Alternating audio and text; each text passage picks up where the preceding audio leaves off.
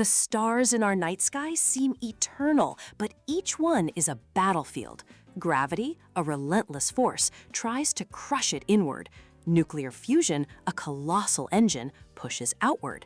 The winner of this cosmic war and the star's entire life story is decided by a single factor: its initial mass. Every star begins as a cold cloud of gas, a nebula, that collapses under its own weight. As it heats up, a core ignites, smashing hydrogen into helium.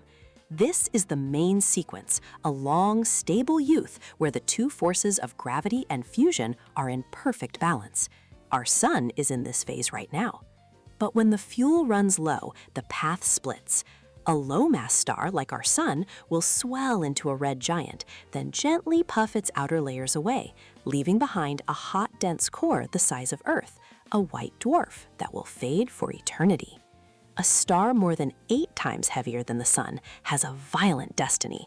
It fuses heavier and heavier elements until it reaches iron. Iron is a dead end. Fusing it consumes energy instead of releasing it.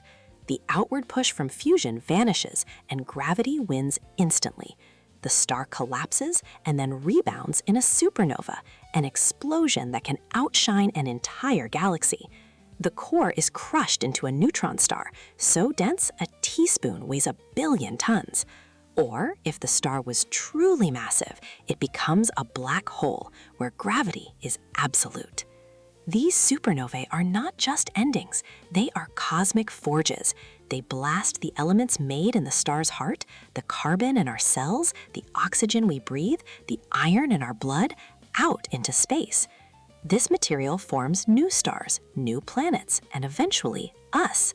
The life of a star isn't just an astronomical event, it's our own origin story. We are, quite literally, made of stardust.